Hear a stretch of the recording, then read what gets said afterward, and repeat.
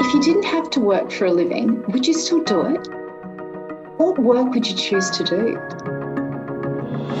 Hi, I'm Fiona Kesby, CEO of GoVA and Global Office. It's my pleasure to welcome you to our awards night for 2021. In June this year, we achieved something remarkable together. That month, we grew back to the level we were at in March 2020, before the many challenges of working and growing a business in a pandemic began. In September, we got certified as a great place to work on our first attempt. And then in October, we reached another milestone. Our global office tribe grew to 500 full-time team members, which means we have grown larger than we were at the start of 2020. That happened amid the Great Resignation. This phenomenon continues to reshape economies virtually all over the world. The COVID-19 pandemic did more than change the way nearly everyone works. For millions of people, it changed the way they thought about work and the place it occupied in their lives. So if you don't have to work for a living, would you still work? My guess is that your answer would be yes. Maybe you'll spend more time traveling or chasing new experiences at first. Yet after the novelty of those experiences wears off, you'll probably feel the need to do something worthwhile, to contribute, in other words, to work. For more than 30 years, the Hungarian-American psychologist Mihaly Csikszentmihalyi studied the connection between creativity and happiness. One of the things he realised was that people were not happier when they were completely relaxed and did not have to do anything at all. Instead, they were much happier when they were doing something that challenged them, something that demanded the full use of their skills and ability to concentrate. He called this state flow. He described it as the timeless and total involvement of individuals in the activity they were doing. For some, it was playing the violin or composing music. For others, it was gardening or farming or milking a herd of cows. We're all capable of flow. We've all felt it. Remember when you enjoyed an activity or task so much that you lost track of time? Have you ever heard people say that they loved their work so much that it no longer felt like work at all? That's flow. And this pandemic has compelled us to think about how we can achieve that sense of flow in the work that we do every day. When what we do for a living is also the thing we enjoy doing most, we keep winning. Here are 3 steps you can take to help us find a sense of flow at work. First, we need to learn to control our inner experiences. So many events in our external environment are beyond our control. When you're on a road trip to the beach, for example, you can't control the amount of traffic or road conditions. You can't control the weather. You can't control whether the tide will be high when you get there. You can't control the number of people who'll be at the same beach. Yet you can control plenty too. You get to decide what time to hit the road so you can avoid much of the traffic. You can check the tide charts and adjust your schedule. You can get to choose how close you'll stay to all the other families at the beach. What happens to us isn't entirely within our control, but how do we respond to what happens to us? That we can learn to control. We can change the conditions of work itself, and we can also change the way we think about work and our inner experience of it. To see challenges at work as opportunities to learn something new.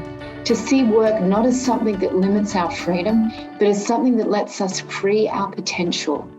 The more we learn to control our inner experience, the more we see meaning and happiness at work and in the other areas of life. Second, we need to learn to focus. What we pay attention to determines the quality of our lives. The same goes for work. The less we feed our distractions, the stronger our work becomes. We know how challenging it can be to focus our attention on what matters, because there has never been an easier time to get distracted.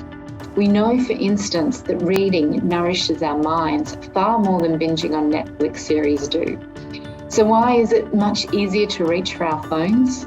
Imagine if we could learn to focus at will on the most important work we could do. Think of the opportunities we could create for those around us. You should know that our biggest source of growth has been referrals. Whenever our clients tell other business leaders about the exceptional work that you do, new opportunities get created. This means that work that you do makes it possible for other families just like yours to get medical insurance and 24/7 access to mental health counselling support. And more children can, through Project Next Generation, learn about social skills and emotional intelligence lessons that they're not getting taught in school. So think of what we could change if we would only focus more. Imagine how good it would feel once we've accomplished challenging work that tested our abilities and skills. Flow states don't take place in our comfort zone. For flow states to happen, we need to choose what to pay attention to. We need to focus. Third, we need to keep expanding our limits. To do this, we can lean on one of our cherished values, discovery. I recently met an acupuncturist here in Bali who's in her 80s. She's been practicing traditional medicine for decades and has a well-deserved reputation for easing pain. And yet, despite all her knowledge and wealth of experience, she continues to receive training on functional medicine. Masters make their work look easy. What we may not always see is the tremendous amount of work and training that they've invested into becoming masters of their craft. We see runners crossing the finish line after a hard marathon, and we see their joy and triumph. What we don't see are the countless months that they've spent waking up at the crack of dawn to train and get to their physical and mental conditions. In flow state, work feels easy. Getting to the flow state, however, takes massive amounts of practice. It takes discipline. The best moments usually occur when a person's body or mind is stretched to its limits in an involuntary effort to accomplish something difficult and worthwhile. When we choose a goal and invest ourselves in it to the limits of our concentration, whatever we do will be enjoyable. For 2022, the theme Matt and I have chosen for the GoVA and Global Office Tribe is flow.